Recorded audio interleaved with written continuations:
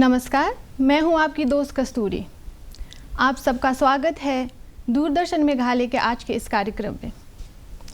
आज हम एक महत्वपूर्ण विषय पर चर्चा करेंगे जो है हिंदी की महत्व। हिंदी भारत की राजभाषा के रूप में एक भाषा ही नहीं बल्कि एक विरासत, एक संस्कृति और एक एकता का प्रतीक है। इस विषय पर हमारे साथ है डॉक्टर ए.के. सिंह जो हमें हिंदी की महत्व और महत्ता को समझाएंगे। सर आर्मी पब्लिक स्कूल के वरिष्ठ अध्यापक हैं और हाल ही में 30 अप्रैल को रिटायर हुए हैं। वो ऑल इंडिया रेडियो और नॉर्थ ईस्टर्न सर्विस से भी जुड़े हैं। सर आपका हमारे कार्यक्रम में स्वागत है। धन्यवाद। तो कार्यक्रम शुरू करते पहला सवाल से, तो अध्यापक बनना या ये मैं कहूँ कि हिंदी का आचार्य बनना क्या आपके जीवन के करियर का हिस्सा था? ऐसा तो मैं नहीं कह सकता कि हिंदी का अध्यापक बनना मेरे करियर का एक हिस्सा था, लेकिन एक बात मैं ज़रूर बताना चाहूँगा कि अध्यापक बनना मेरे करियर का हिस्सा था। मुझे याद है अपना विद्यालय जीवन, जब मैं 8वीं में था और मेरे विचार में ये बात उपजी कि परिवार के हर एक बड़े लड़के को अध्यापक बनना चाहिए। उसके पीछे शायद यही भावना रही होगी कि बड़ा भाई या बड़ी बहन अध्यापक या अध्यापिका बन करके अपने छोटे भाई बहनों को उचित या आदर्श मार्गदर्शन दे सकते हैं। हिंदी का अध्यापक बनना हमारे करियर के चुनाव के रूप में नहीं था, लेकिन जयशंकर प्रसाद के शब्दों में अगर मैं कहूँ, ज्ञान दूर कुछ क्रिया भिन्न है, इच्छा क्यों पूरी हो मन की, एक दूसरे से न मिल सके, यही विडंबना है जीवन की। आदमी बनना चाहता है कुछ और, बन जाता है कुछ और, लेकिन आज हिंदी का अध्यापक बन करके मैं स्वयं को गौरवान्वित महसूस कर रहा हूँ। इतने अच्छे विचार। तो सर सामाजिक स्तर पर आपका क्या योगदान रहा है? सामाजिक स्तर पर योगदान के बारे में मैं आपको ये बताना चाहूँगा कि अध्यापक बन करके, विषय का वक्ता बन करके विषय को पढ़ाना और उस विषय को सामाजिक स्तर पर ले जाकर के उतारना ही जो है कह सकते हैं कि हमारा योगदान हो सकता है। कहने का तात्पर्य मेरा ये है, यदि कोई छात्र या छात्रा हिंदी को अपने परिवार में या परिवार के माध्यम से अपने समाज में हिंदी के बारे में यदि वो कुछ बताते हैं, कुछ सुनाते हैं, तो निश्चय ही उस छात्र छात्रा के साथ हिंदी टीचर के व्यक्तित्व का भी कहीं न कहीं समाज में उसका असर पड़ता है। ऐसा मेरा विश्वास है। बिल्कुल जी। सर अब बढ़ते हैं हमारे पूर्वोत्तर भारत की तरफ। जी हाँ, बोलिए। तो पूर्वोत्तर भारत में हिंदी की उपयोगिता और प्रचार पर आपका क्या विचार है? देखिए, पूर्वोत्तर भारत में हिंदी की जो बात है, अगर मैं देखूं तो आज की डेट में एक सकारात्मक दृष्टिकोण उपजा है। कहने का आशय मेरा ये है कि पूर्वोत्तर भारत के लोग भी हिंदी में बातचीत करना पसंद करते हैं, हिंदी जानना चाहते हैं, बिल्कुल, हिंदी में बोलना चाहते हैं और हिंदी विषय को पढ़ना चाहते हैं। क्योंकि भाषाई विविधता जो पूर्वोत्तर की है, उस विविधताओं में हिंदी एक सेतु के रूप में पूर्वोत्तर भारत में काम कर रही है जी। और उस सेतु के माध्यम से लोग एक दूसरे के करीब आ रहे हैं। बिल्कुल। रही हिंदी के प्रचार की बात, तो प्रचार के प्रसंग में मैं कहना चाहूँगा कि हिंदी के प्रचार में मान लीजिए जो समाचार पत्र हैं, मेघालय शिलांग में मैं देखता हूँ पूर्वांचल प्रहरी, यह समाचार पत्र ही कह सकते हैं हिंदी के प्रचार की दिशा में एक कदम है। बिल्कुल। लोगों की स्वीकार्यता इस समाचार पत्र के साथ है जी। इसका मतलब यह एक प्रचार का एक ढंग है, कह सकते हैं, तो कोई प्रत्यक्ष ढंग तो नहीं, लेकिन स्वीकार्यता ही इसका प्रचार एक कदम, जी। लिपि की दृष्टि से देखें तो ऐसा कहा जाता है कि बहुत सारी ऐसी भाषाएं हैं जिसकी अभी तक कोई लिपि नहीं है। यदि उन भाषाओं को देवनागरी में लिपि में लिखा जाए तो उसके माध्यम से भी हिंदी का प्रचार हो रहा है। अभी हाल ही में असम की जो भाषा बोडो भाषा है उसको आप देख लीजिए, जो देवनागरी लिपि में लिखी गई, या नेपाली भाषा को ले लीजिए जो देवनागरी लिपि में लिखी जाती है, तो यह भी एक माध्यम है। दूसरा और देखें, राष्ट्र भाषा प्रचार समितियां जो हैं, जैसे मुझे याद है जब मैं आया था तो रिलबोंग की तरफ एक मेघालय राष्ट्र भाषा प्रचार समिति करके लिखा जाता था। उसी के तर्ज में मैं देखता हूँ असम राष्ट्र भाषा प्रचार समिति है। आगे अगर बढ़िए तो नागालैंड भाषा प्रचार समिति है, फिर देखेंगे मणिपुर राजभाषा प्रचार समिति है। तो ये प्रचार समितियां भी हिंदी के प्रचार प्रसार में लगी हुई हैं। तो अगला प्रश्न ये है सर कि क्या आप यहाँ पर हिंदी के महत्व और इस्तेमाल के बारे में कुछ कहना चाहेंगे? देखिए, हिंदी का जो महत्व है, जैसा आपने अपने इंट्रोडक्शन भूमिका में भी बोला जी, हिंदी का महत्व यही है कि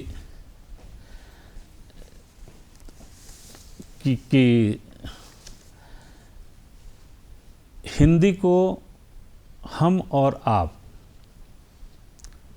आगे बढ़ाने में मतलब सीख करके उसका प्रयोग कर रहे हैं, जो स्वतः ही हिंदी अपने महत्व को स्थापित करती जा रही है। बिल्कुल। अब हम अलग से कहें कि हिंदी का महत्व क्या है, मतलब हमारी स्वीकार्यता ही हिंदी का महत्व है। जी। जो आपका प्रश्न था कि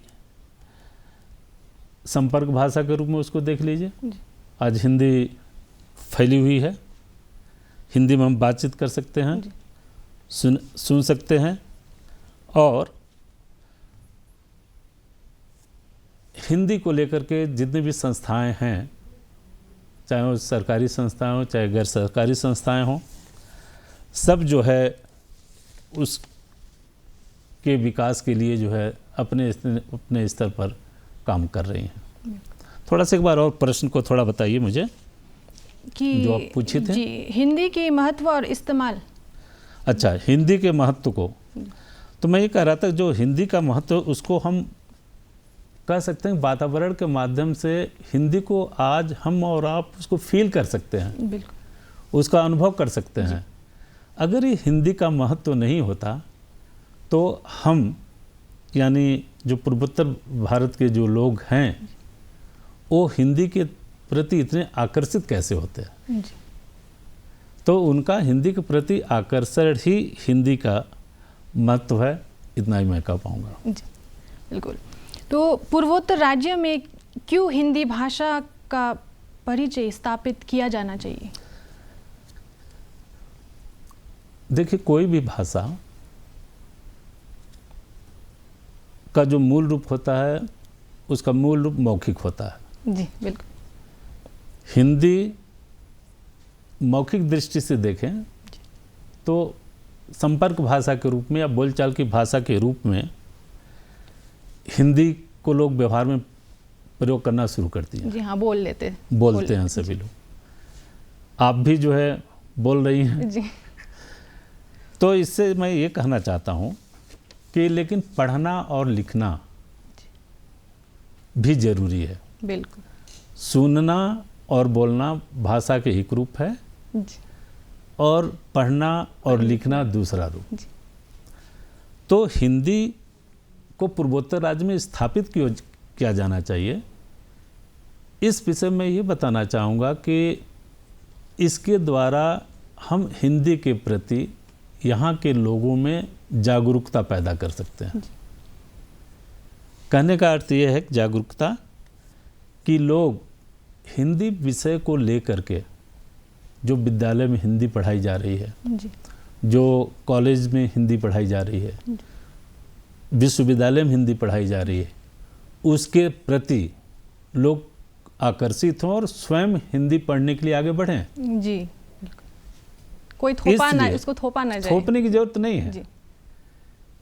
थोपने की इसलिए जरूरत नहीं है कि हिंदी का महत्व क्या है पूरी दुनिया को पता चल चुका है, इसमें अब किसी को कोई संदेह नहीं है। वैसे ही जैसे कह सकते हैं कि आज तो तकनीकी का युग है, इस तकनीकी युग में जैसे अंग्रेजी का बोलबाला, अंग्रेजी के साथ साथ हिंदी का भी उतना ही बोलबाला है। दोनों के एक दूसरे की जरूरत पड़ गई है, यहाँ तक कि जो लोग बाइलिंगुअल हैं उनका जो महत्व समाज में है वह एक भाषा को जानने वाले में के लिए नहीं है। मतलब उस व्यक्ति को समाज महत्व ज़्यादा दे रहा है जो बाइलिंगुअल हो। बिल्कुल। और बाइलिंगुअल में मान लीजिए सिर्फ आप अंग्रेजी जानते हैं, हिंदी नहीं जानते, तब भी आज के समय में काम आगे नहीं बढ़ सकता। मैं हिंदी जानता हूँ, अंग्रेजी नहीं जान सकता, तो कहीं न कहीं न जानने की जो हीन ग्रंथि, जिसको इंग्लिश में इन्फीरियरिटी कॉम्प्लेक्स कहते हैं, वह आदमी को आगे बढ़ने नहीं देता। टेक्नोलॉजी, तकनीकी का युग है। तकनीकी के माध्यम से हम किसी भी भाषा को कहीं भी किसी रूप में बैठे बैठे सीख सकते हैं। ज़रूरत है बस इच्छा शक्ति की। बिल्कुल, इच्छा सबसे बड़ी बात। और इच्छा शक्ति अगर है तो फिर कोई भाषा जो है, ऐसा हम नहीं कह सकते कि कौन सी भाषा हम नहीं सीख सकते। जी। इसलिए मेरे अनुसार हिंदी को जो है स्थापित किया जाना चाहिए, हिंदी की चर्चा की जानी चाहिए, हिंदी विषय के ऊपर चर्चाएं होनी चाहिए। लोगों के अंदर एक जागरूकता आनी चाहिए कि हिंदी के माध्यम से भी हम बहुत कुछ प्राप्त कर सकते हैं, बहुत कुछ प्राप्त कर सकते हैं। चाहे वो नौकरी का क्षेत्र हो, चाहे सामाजिक स्तर पर, चाहे नौकरी के सब किसी भी स्तर पर शुद्ध हिंदी, मानक हिंदी का प्रयोग करके हम एक अपनी अलग छाप, अमिट छाप जो है बना सकते हैं। बिल्कुल सर, तो पूर्वोत्तर भारत की सरकार द्वारा हिंदी का प्रचार करने के लिए क्या कदम उठाए गए हैं या उठाए जा सकते हैं? देखिए, हिंदी के प्रचार प्रसार के लिए सरकार अपने सरकारी संस्थाओं के माध्यम से वह अपना काम करती है जी। और गैर सरकारी संस्थाएं जो अपने माध्यम से अपना काम करती हैं। तो हिंदी के प्रचार प्रसार के लिए देखें तो इसको दो रूपों में आप देखिए, एक सरकार की तरफ से और एक राज्य सरकार की तरफ से। सरकार मीन्स केंद्र सरकार और राज्य सरकार। एनएससी का गठन 1971 में हुआ, जो नॉर्थ ईस्टर्न काउंसिल का, जब ये राज्य बने तो राज्य के पूर्ण विकास के लिए जब उसका गठन किया गया तो उस पूर्ण विकास में हिंदी भी कहीं न कहीं था और हिंदी के विकास के लिए एनएससी ने भी बहुत काम किया, राइट। अगर उसके अलावा देखें तो केंद्रीय हिंदी संस्थान एक ऐसी संस्था है जो पूर्वोत्तर के राज्यों में जो है कि क्षेत्रीय कार्यालय उसका खुला, जी। जो मेघालय में भी है, केंद्रीय हिंदी संस्थान शिलांग करके। अच्छा। केंद्रीय हिंदी रीजनल सेंटर कह सकते हैं जी। गुवाहाटी में एक है, दीमापुर में है। ये संस्थाएं भी हिंदी के विकास में अपना योगदान देती रहीं। जी। कैसे देती रहें कि जो यहाँ हिंदी के अध्यापक अध्यापिकाएं हैं उनके लिए नवीकरण पाठ्यक्रम से जोड़ करके हिंदी में क्या संभावनाएं हैं, हिंदी में क्या विकास क्या चल रहा है, उससे उनको अवगत करा करके वो अपने प्रचार प्रसार में जुटी रहे। इसके अलावा देखें तो राज्यों को देख लीजिए। राज्य स्तर पर विद्यालय में हिंदी विषय को रखना, महाविद्यालयों में हिंदी विषय को रखना, विश्वविद्यालय में हिंदी विषय को रखना, ताकि हिंदी का विकास होता रहे, लोग हिंदी को पढ़ते रहें, हिंदी को जानते रहें और हिंदी की दिन दुनी रात चौगुनी इस तरह से वृद्धि होती रहे। इसके विकास में राज्य सरकार का भी योगदान है। तो इस तरह से देखा जाए तो हिंदी के विकास में चाहे वो राज्य सरकार हो, केंद्र सरकार हो, सबकी अपनी अपनी भूमिका है जो हिंदी के विकास में से जुड़े हुए हैं। तो हम कह सकते हैं काम चल रहा है, चलता रहेगा। चलता रहेगा, क्योंकि जब भाषा है तो भाषा और बहता पानी दोनों एक जैसा है। बिल्कुल। तो बहता पानी भी हमेशा जो अपना नए क्लेवर में आता रहता है, भाषाएं भी अपने जो है नए नए क्लेवर में आती रहती हैं। मान लीजिए जिन भाषाओं के शब्दों का संबंध हमसे है, शायद उन भाषाओं के शब्दों का संबंध आपसे ना हो जी। क्योंकि वो भाषाएं जो है मतलब नवीनता का रूप जो है लेती रहती हैं। कुछ शब्द छूटते हैं, कुछ नए शब्द जुड़ते हैं और ये प्रक्रिया जो है आजीवन जो है जीवन पर्यंत चलती रहती है। तो सर अंतिम प्रश्न पे आते हैं। हाँ बोलिए। तो आपकी प्रोफाइल को मैं जब देख रही थी तो पाई कि अध्यापन के साथ साथ कविता, कहानी, वार्ता से भी आप जुड़े रहे हैं। तो यदि कोई नए भाव बन के उमड़े हैं तो हमें भी सुनाएं। आपने सच फरमाया कि कविता कहानियाँ मैंने लिखी और जैसा कि मैं बताया कि मैं ऑल इंडिया रेडियो NSC से भी जुड़ा हुआ था और वहाँ पर मुझे काव्य गोष्ठी में भाग लेने का भी अवसर मिला। एज ए वार्ताकार के रूप में भी मैं वहाँ से जुड़ा रहा और कुछ न कुछ अब हिंदी के हैं तो कुछ न कुछ भाव उपजते रहते हैं और उस भाव को लिपिबद्ध करना हम लोगों की अब आदत बन जाती है, हिंदी वालों की आदत बन जाती है। तो हाल ही में एक आत्मनिवेदन करके एक गीत कविता लिखा और उस कविता का जन्म समझ जाइए 5-7 साल पहले हो चुका था जी। लेकिन उसको जो मूर्त रूप अभी मैं दे पाया। अच्छा जी। और इसमें एक सैनिक बेटे का एक भाव है जो सैनिक भाई बहनों के लिए उन्हीं के माध्यम से थोड़ा बहुत पिताजी का भी उसमें जिक्र है। तो वो गीत ये है जिसको मैं आपको पढ़ के सुनाऊंगा। बिल्कुल। सैनिक संतति एक हृदय हो, सैनिक संतति एक हृदय हो, एक हृदय हो, नेक हृदय हो, कोटि कोटि वीरों की जय हो, सैनिक संतति एक हृदय हो। दूसरी पंक्ति देखिए। प्रीति युक्त संतत की वाणी, प्रीत से भरा हुआ, प्रीति युक्त संतत की वाणी, मधुर भाव सी रहे कल्याणी, चिर पुनीत सुरक्षा की संस्कृति, मधुर भाव सदा जीवंत हो, सदा अमर हो, सदा जीवंत हो, सदा अमर हो। अगली पंक्ति देखिए, सृजे अनेकता, सृजे अनेकता, पनपे एकता, रहे मूल में एक सी समता। सृजे अनेकता, पनपे एकता, रहे मूल में एक सी समता, मन मलिन तिरस्कृत करके घट घट का पथ प्रकाशमय हो, घट घट का पथ प्रकाशमय हो।